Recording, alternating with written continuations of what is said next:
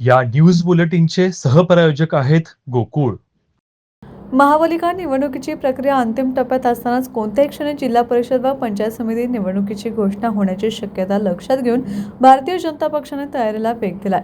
त्या अनुषंगाने भाजपकडून निवडणूक लढवण्यास इच्छुक उमेदवारांच्या मुलाखती सुरू करण्यात आल्या आहेत. राज्यातील सर्व स्थानिक स्वराज्य संस्थांच्या निवडणुका 31 जानेवारी 2026 पर्यंत पूर्ण करण्याचे आदेश सर्वोच्च न्यायालयाने दिल्याने राज्य निवडणूक आयोगाची लगबग वाढली आहे.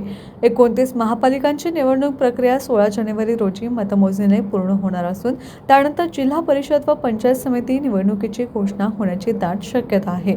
या पार्श्वभूमीवर भाजपने संघटनात्मक तयारी सुरू केली असून जिल्हा परिषद व पंचायत समिती निवडणुकीसाठी आतापर्यंत 750 पेक्षा अधिक इच्छुकांनी उमेदवारी मागितली असल्याची माहिती खासदार धनंजय महाडिक यांनी पत्रकारांशी बोलताना दिली. कोल्हापूर लोकसभा मतदारसंघांतर्गत येणाऱ्या सर्व विधानसभा क्षेत्रातील इच्छुकांच्या मुलाखती 3 दिवस चालणार आहेत. काल कागल, राधानगरी व भुदरगड विधानसभा मतदारसंघातील इच्छुकांच्या मुलाखती पार पडल्या.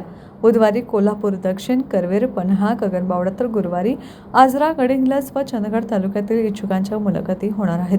सर्व मुलाखती पूर्ण झाल्यानंतर त्याचा सविस्तर अहवाल राज्यस्तरीय नेतृत्वाकडे सादर करण्यात येईल व त्यानंतर उमेदवारीचा अंतिम निर्णय घेतला जाईल, असंही खासदार महाडिक यांनी स्पष्ट केलं.